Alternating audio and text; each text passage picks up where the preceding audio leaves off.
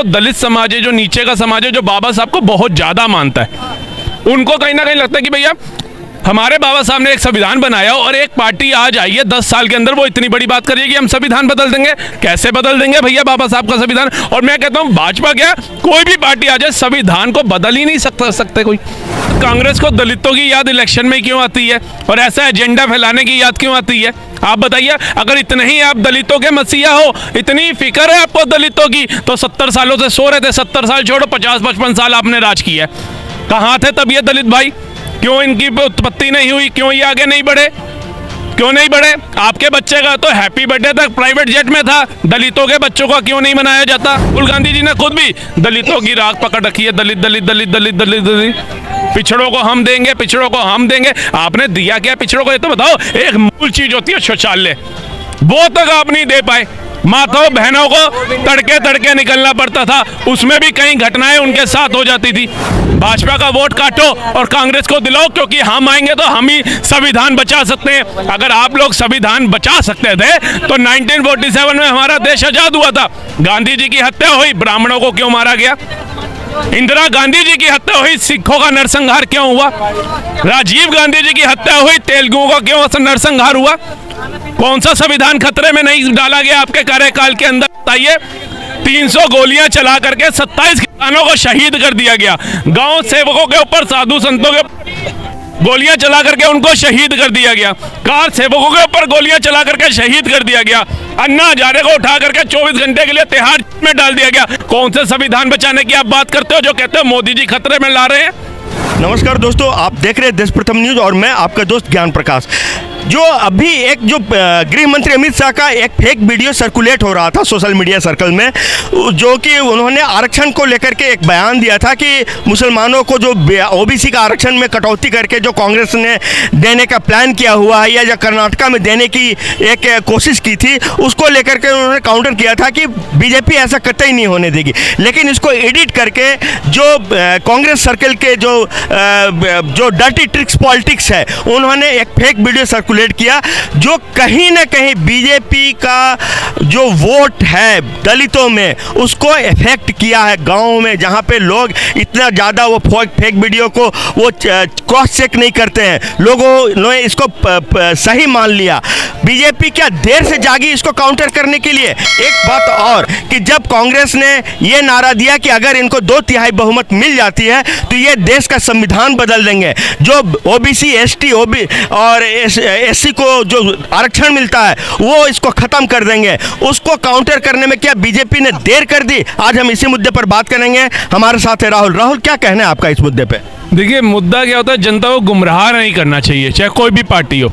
अगर आपको लगता है फैक्ट है तो फैक्ट पे बात करो आकर के। अगर आपको लगता है कि आप इतने सक्षम हो, जनता आपको खुल करके वोट देगी, तो आपको ऐसा नैरेटिव सेट नहीं करना चाहिए। और कांग्रेस का जो आईटी सेल है उसको ऐसी क्या दिक्कत आ गई कि उसको इसमें एडिटिंग करनी पड़ी अमित शाह जी के बयान के ऊपर? नहीं, ये तो डर्टी ट्रिक्स पॉलिटिक्स होता ही है।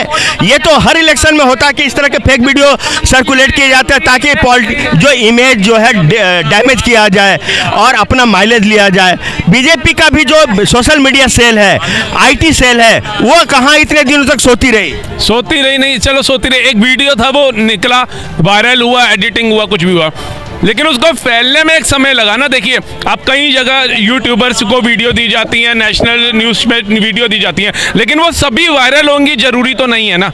संबित पात्रा जी हो, सुधांशु त्रिवेदी हो या कांग्रेस की सुप्रिया सिन्हा, तो उनकी सारी वीडियो वायरल होंगी जरूरी नहीं है। और वो सारी अमित शाह जी हो, राहुल गांधी जी हो, प्रियंका गांधी जी तो हो, उन तक पहुंचेगी ये भी जरूरी नहीं है। लेकिन जब चीज़ एक वायरल होती है, एक चीज़ डर का माहौल होता है जनता के बीच में, क्योंकि जो दलित समाज है, जो नीचे का समाज है, जो बाबा साहब को बहुत ज़्यादा मानता है, उनको कहीं ना कहीं लगता है कि भैया हमारे बाबा साहब ने एक संविधान बनाया और एक पार्टी आज आई है 10 साल के अंदर, वो इतनी बड़ी बात करिए कि हम संविधान बदल देंगे। कैसे बदल देंगे भैया बाबा साहब का संविधान? और मैं कहता हूँ भाजपा क्या, कोई भी पार्टी आ जाए संविधान को बदल ही नहीं सकते कोई। 142 बार उस चेंजेस तो कांग्रेस सरकार ने भी करे। चेंजेस किए जा सकते हैं क्योंकि जो देश हित के लिए फैसले लेने होंगे, अगर आपको नहीं, ये आप ठीक कह रहे हैं। खुद इसी संविधान की देन हमारे प्रधानमंत्री जो एक चाय वाले के बेटा होकर के प्रधानमंत्री की कुर्सी तक पहुंचे, इसी संविधान और इसी डेमोक्रेसी की देन। वो क्यों बदलेंगे? और वो खुद कहते हैं कि डेमोक्रेसी भारत की आत्मा है, भारत डेमोक्रेसी की जननी है। वो कभी ऐसा सोच नहीं सकते। लेकिन जो गाँव में लोग हैं, जो इतना ज़्यादा वो किसी चीज़ की डीप एनालिसिस नहीं करते हैं, वहाँ पे एक ग्रुप में जैसे फलाना समुदाय का ग्रुप हो गया, फलाने समाज का ग्रुप हो गया, जहाँ हजारों हजार लोग व्हाट्सएप ग्रुप में जुड़े होते हैं। एक बार कोई वीडियो डाल दो तो 1 सेकंड में हजारों लोगों के पास वो सर्कुलेट हो जाती है। आपने देखा होगा कि एक बार जब आरक्षण के खिलाफ आज से 4 या 5 साल पहले शायद 2 अप्रैल का समय था, जो पूरे एमपी वगैरह में बहुत दलित समुदाय ने उग्र प्रदर्शन किया था और शायद जाने भी गई थी। तो वो चीज़ें इस बार फिर हो रही है। संविधान बदल देने का या संविधान को हटा देने, संशोधन मतलब हिंदू राष्ट्र बना देने का हुआ खड़ा करके एक समुदाय विशेष में ये खौफ पैदा किया जा रहा है, ताकि जहां पर डायरेक्ट बीजेपी और कांग्रेस जैसी पार्टी आमने सामने है, वहां पर जो दलित समुदाय का जो वोट है वो बीजेपी को ना चला जाए। लेकिन कांग्रेस को दलितों की याद इलेक्शन में क्यों आती है और ऐसा एजेंडा फैलाने की याद क्यों आती है? आप बताइए, अगर इतने ही आप दलितों के मसीहा हो, इतनी फिक्र है आपको दलितों की, तो 70 सालों से सो रहे थे। 70 साल छोड़ो, 50-55 साल आपने राज किया है। कहाँ थे तब ये दलित भाई? क्यों इनकी उत्पत्ति नहीं हुई? क्यों ये आगे नहीं बढ़े? क्यों नहीं बढ़े? आपके बच्चे का तो हैप्पी बर्थडे तक प्राइवेट जेट में था, दलितों के बच्चों का क्यों नहीं मनाया जाता? क्यों उनको पिछड़ा रखा गया? अगर आज इस चीज से आपने बड़ी सही बात बोली कि दलित समाज जो है वो नीचे है, ठीक है, समझ में, और वो इस चीज को एक्सेप्ट करता है, और इससे दंगे भी होते जैसे आरक्षण के मुद्दे पे हुए थे भारत के अंदर। तो 10 सालों में अगर भारत में कोई झगड़ा नहीं हो रहा, कोई दंगा नहीं हो रहा, कोई बम विस्फोट नहीं हो रहा, तो क्या आपको ये शांति अमन अच्छा नहीं लग रहा? जो आज आपने, राहुल गांधी जी ने खुद भी दलितों की राख पकड़ रखी है, दलित दलित दलित दलित दलित दलित, पिछड़ों को हम देंगे, पिछड़ों को हम देंगे। आपने दिया क्या पिछड़ों को? ये तो बताओ। एक मूल चीज होती है शौचालय, वो तक आप नहीं दे पाए। माताओं बहनों को तड़के तड़के निकलना पड़ता था, उसमें भी कई घटनाएं उनके साथ हो जाती थी जब आपने उस समय नहीं सोचा, और आज आप ऐसा कर रहे हो। और यही चीज आपकी बड़ी लगी कि दलितों के अंदर भी ये भेदभाव ना आ जाए कि भैया आरक्षण खत्म हो जाएगा और ये संविधान खतरे में आ जाएगा, संविधान बदल देंगे और राजनीति करेंगे, भाजपा का वोट काटो और कांग्रेस को दिलाओ, क्योंकि हम आएंगे तो हम ही संविधान बचा सकते हैं। अगर आप लोग संविधान बचा सकते थे तो 1947 में हमारा देश आजाद हुआ था। गांधी जी की हत्या हुई, ब्राह्मणों को क्यों मारा गया? इंदिरा गांधी जी की हत्या हुई, सिखों का नरसंहार क्यों हुआ? राजीव गांधी जी की हत्या हुई, तेलुगुओं का क्यों नरसंहार हुआ? कौन सा संविधान खतरे में नहीं डाला गया आपके कार्यकाल के अंदर? बताइए। 300 गोलियां चला करके 27 किसानों को शहीद कर दिया गया। गांव सेवकों के ऊपर, साधु संतों के गोलियां चला करके उनको शहीद कर दिया गया। कार सेवकों के ऊपर गोलियां चला करके शहीद कर दिया गया। अन्ना हजारे को उठा करके 24 घंटे के लिए तिहाड़ में डाल दिया गया। कौन से संविधान बचाने की आप बात करते हो जो कहते हो मोदी जी खतरे में ला रहे हैं? मोदी जी खतरे में ला रहे हैं। आज हर एक इंसान के दिल में मोदी जी बसे हुए हैं। ये कहते हैं ईवीएम, जहां चुनाव हारो वहां ईवीएम खराब, केस हारोगे जज पे आरोप लगाएंगे, डिबेट हारोगे एंकर पे आरोप लगाएंगे, क्योंकि इनके पास तथ्य है नहीं। अगर ये बोल दे, हम बोलते हैं हमारे जैसे युवा की वाक्य में भाई सड़कों का निर्माण हुआ है, ये कहते नहीं हुआ है, हम दिखा देंगे चल करके ज्यादा दूर कितना हरिद्वार रोड। तो ये कितनी चीजों पे मतलब उनकी निंदा करेंगे मोदी सरकार की। आप ही के कार्यकाल के अंदर सरबजीत की गर्दन आई थी ना, मोदी कार्यकाल के अंदर अभिनंदन जी कैसे आ जाते हैं 24 घंटे में? 7 सैनिक कुवैत से कैसे आ जाते हैं? 5 मछुआरे श्रीलंका से कैसे आ जाते हैं? भारत में राम मंदिर का विरोध होता है, सऊदी में कैसे, अरब देश में कैसे राम मंदिर बन जाता है? आप बताओ। आप कहते थे राम मंदिर की बात करेंगे, तेल देना बंद कर देंगे। तेल के साथ अब समुद्र के अंदर बनाई जा रही है टनल मुंबई से दुबई तक। अगर मोदी जी के कार्यकाल में विकास हो रहा है। मोदी जी ने कभी आकर के टीवी पे नहीं बोला है कि ये दलित है इसको मैं ज्यादा दूंगा, वो ब्राह्मण है उसको ज्यादा दूंगा, ये मुस्लिम है इसको ज्यादा दूंगा, वो शूद्र है उसको ज्यादा दूंगा, वो ठाकुर है उसको ज्यादा दूंगा। उन्होंने एक ही बात बोली, सबका साथ सबका विकास। आप क्यों आकर के बोलते हो ये दलित है, वो ब्राह्मण है, वो मुस्लिम है? आपको किसने ये राइट दिया बांटने का? जो बाप दादा करते आ रहे भी वही राजनीति कर रहे हो। इससे अलग हटके करो सर। ताकि जनता कहे कि भैया हमने इनकी झोली में कर्नाटका डाला था, तेलंगाना डाला, हिमाचल डाला, वहां इनकी सरकार है, वहां के युवाओं को रोजगार दे दिया राहुल गांधी की सरकार ने, वहां भ्रष्टाचारी जेल में चले गए, वहां बेरोजगारी कम हो गई। तो जनता कहेगी जब ये वहां कर सकते हैं तो पूरे देश में भी कर सकते हैं, इनको लाना चाहिए। लेकिन आप अपने राज्यों में नहीं कर पा रहे। अगर आज मोदी जी प्रधानमंत्री तो वो कोई कांग्रेस की देन थोड़ी ना है, उनसे भीख मांग के थोड़ी ना प्रधानमंत्री।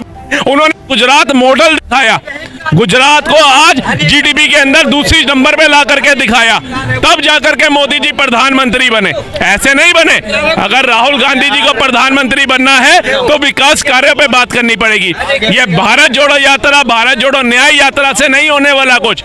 देश का पैसा, टैक्स का पैसा उजाड़ने से कुछ नहीं, तो एक ही दिन आएगा ये भ्रमण करते रह जाएंगे और मोदी जी शपथ ग्रहण कर लेंगे 24 में। एक सवाल ये है, थोड़ा सा अलग, तो उसी कॉन्टेक्स्ट में है लेकिन थोड़ा सा अलग है कि जो कर्नाटका में कांग्रेस ने ओबीसी का आरक्षण काट करके 4% मुस्लिमों को आरक्षण देने की बात कही थी, और जो कि कोर्ट ने उसको खारिज भी कर दिया। अभी कोर्ट ने फिर केंद्र सरकार से इस मामले में राय मांगी है। ये चीज़ें अब इलेक्शन के टाइम पे हाईलाइट हो रही है। ये पहले मोदी सरकार ने या उनके मंत्रियों ने इस चीज़ को हाईलाइट क्यों नहीं किया? क्योंकि ये संविधान विरुद्ध है। संविधान में कहीं भी धर्म के आधार पर आरक्षण की कोई व्यवस्था नहीं दी गई है। फिर कैसे कांग्रेस सरकार वहां पे धर्म के आधार पर आरक्षण देने की व्यवस्था कर रही थी? देखिए, मोदी जी के काम ही उनकी पहचान है, वरना कई लोग मोदी नाम के हैं, लोग दुनिया के अंदर कई लोग हैं। तो एक चीज पे आओ, मोदी सरकार अगर इस चीज को नहीं देख रही है या उनका आईटी सेल नहीं देख रहा है, और जब बात बढ़ जाती है,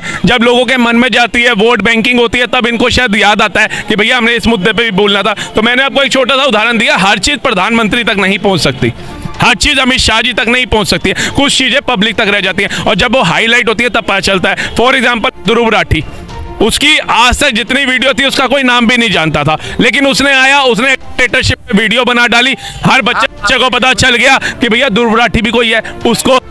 लेकिन फिर समझदार बंदे थे जो देश हित की सोचने वाले थे, उन्होंने यूट्यूब खोला, उसने ऐसे सर्च मारा, एक भी वीडियो ऐसी नहीं थी जिसमें उन्होंने मोदी का सपोर्ट किया हो, उनके फेवर में कोई वीडियो बनाई हो, सारी एंटी मोदी भी थी। तो मैं उनसे एक ही अपील करता हूँ, ठीक है आप निष्पक्ष, आप वीडियो बनाते हो बनाओ, आपकी राजनीति से कोई लेना देना नहीं है। बाकी तो प्रोपेगेंडा अपनाते हैं कि अमित शाह जी की वीडियो एडिट कर दी, मोदी जी की कर दी, मोदी बीजेपी वालों ने कांग्रेस की कर दी है। आप तो निष्पक्ष हो, तो अभिनंदन। नहीं, एक मिनट, निष्पक्ष नहीं है भाई साहब। रवीश कुमार, अजीत अंजुम, अभिसार शर्मा, ये उसी कोटरी के हैं, राजदीप सरदेसाई, ये लोग इनकी सबका जो जड़ है ना एक ही जगह है। हाँ। ये मैंने निष्पक्ष इसलिए आपको बोला क्योंकि ये अपने आप को बताते हैं कि हम निष्पक्ष हैं। यही अजीत अंजुमन था जिसने कहा योगी अगर चुनाव जीता, मुख्यमंत्री बना, मैं बल्ली मारन के अंदर पकोड़े बेचूंगा। ये जनता को मूर्ख बनाने के लिए सर पैदा हुए हैं। और आप क्या कहते हो, राहुल गांधी को प्रधानमंत्री बना दो, इंडियन अलायंस जीतेगी। जो लोग बोलते हैं आपका भविष्य क्या होगा इंडियन अलायंस में? राहुल गांधी जी बनेंगे प्रधानमंत्री, लालू प्रसाद यादव को गृह मंत्री बनाओगे, ममता बनर्जी को वित्त मंत्री बनाओगे, अखिलेश यादव को विदेश मंत्री बनाओगे, है शराब घोटाले में जो गया उसको शिक्षा मंत्री बनाओगे, बताओ।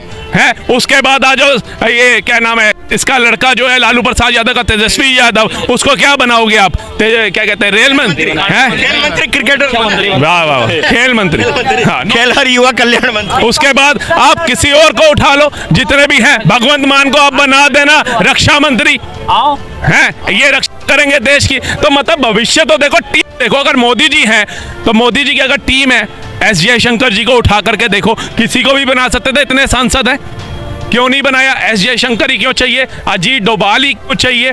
चाणक्य कहे जाने वाला अमित शाह जी क्यों चाहिए? एस वैष्णव जी क्यों चाहिए?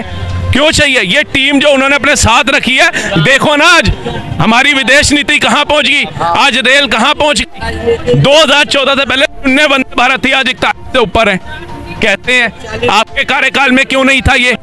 आज नितिन गडकरी जैसे उनके टीम मेंबर जो नेतृत्व में काम कर रहे हैं, आज सड़कें देखो, चाइना को पछाड़ के दूसरे नंबर पे आ गए हम। आपके कार्यकाल में कहां थे हम? आप ये जनता को विकास की चीजें बताओ। और मैं तो बीजेपी के आईटी सेल से भी रिक्वेस्ट करूंगा कि वो जो उठपटांग की चीजें डालने में समय व्यर्थ करते हैं ना, ये मोदी जी का विकास चला। हर एक बार हर एक युवा को, हर एक भारतवासी को पता चलना चाहिए कि मोदी का विकास क्या है। ये सुदर्शन सेतु से लेकर के अटल सेतु तक, चिनाब ब्रिज से लेकर के अटल ब्रिज तक, ये सारे टनल वगैरह जनता को बताओ।